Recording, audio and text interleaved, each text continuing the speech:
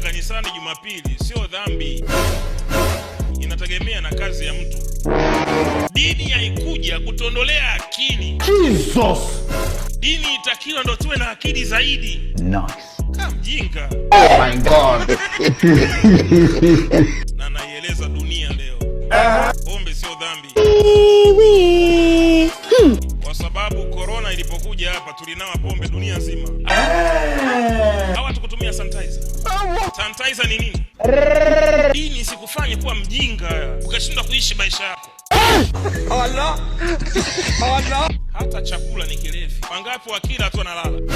Na hii ni dalili ya kwamba wewe unakula sana.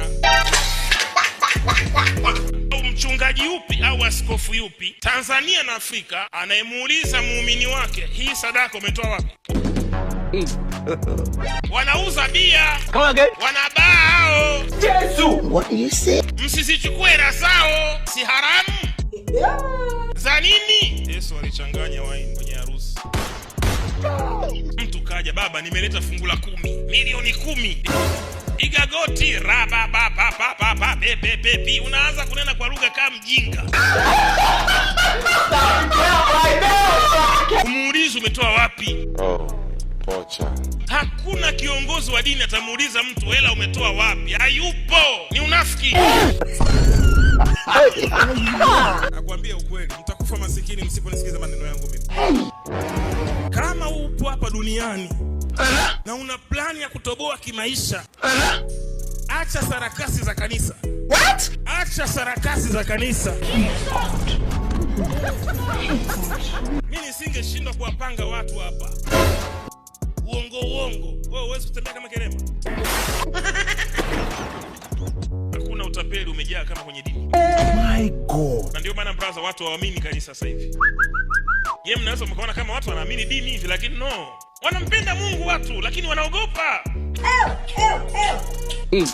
Hawapati faraja wakiingia kwenye hizo nyumba za ibada. Surely. Mnabakia mnawatisha. Makanisa yako wazi leo. Zinaanzishwa jumuiya. Unafikiri za nini hizo? Kuwazuia watu, kuwakomandi watu. Usiposali hatukuziki. Exactly. Amesema wapi? Mungu amesema wapi? Imeandikwa wapi usiposali huziki? Shut up. Kiu ya kumwabudu Mungu inapotea. Wewe ni nani? Kwa sababu wanachokifuata katika dini hawakioni. Yesu. Jesus is Lord. Ukitaka wahuni wapo kwenye dini. Ukitaka ufisadi kwenye dini. Ukitaka upigiwe kura iwe halali au sio halali kwenye dini. No, they will go keep you away. Ficho kizuri ni dini. Hey! Kwa nini? Watu mnaotakiwa kusimamia haki, mnashindwa kusimamia haki. Mnaogopa kusema ushoga kwa sababu utazuiwa visa kwenda Marekani. Vijana wetu wanaharibika day by day kwenye mitandao. Wanafanya uasi ulioshindikana. Dorothy Gwajima anafanya majukumu ambayo atakuwa kufanya mchungaji, nabii, askofu, shehe, imamu. Viongozi wa dini wangechukua nafasi yao, wakasimama kwa wakati wao, kwa wajibu wao, wakaieleza jamii, na jamii nayo ikaieleza jamii, na jamii ikaieleza jamii. Sasa faida ya dini ni nini? Kichwa chako iko sawa, you man. Mtu akija kanisani ndio anakuwa maskini. Sasa ndio kucho head. Mchungaji huyo aambia lete, Mungu kasema, kalete ile nyumba. Nani? Naeleza wewe. Mungu ameniambia. Ama watu wanauza nyumba. Na iona gorofa inakuja. Sasa sungemwachia kwanza aendelee kukaa kwenye ya chini kwanza. Wadada wanataka shape za kuongeza. Kwa mfano biashara gani ulishakuambiwa ni dhambi na ukaacha? Biashara na dini ni vitu hivi viwili tofauti. Clap for him. Chukua vimini, chukua yale makalio yale ya bandia wanayataka. Weka vitu watu wanataka. Weka. Ulisikia wapi? Uvitumii wewe, wanavitumia wao. Nikamwambia tentemete iko wapi? Shepu ziko wapi? Namuuliza vimini viko wapi?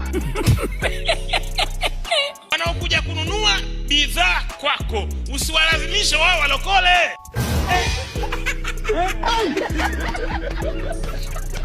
Acheni chuki na kutokuwa na akili ya kutosha katika maisha, ndo zinawachelewesha. Mtu anakuambia usifanye kazi na Muislamu. Kujitenga tu. Ndio maana Yesu alikasirika akamwambia enyi wanafiki.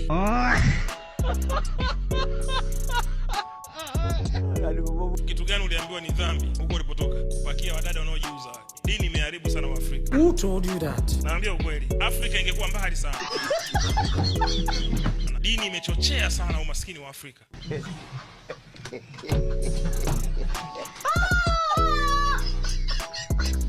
Sasa wewe kumpakia huyu mdada inahusiana nini na wokovu wako? Ni sawa na kuwa na basi ambalo unasema nataka basi langu wapande watu waliookoka. Correct. Wewe kuhusu, wewe unafanya biashara.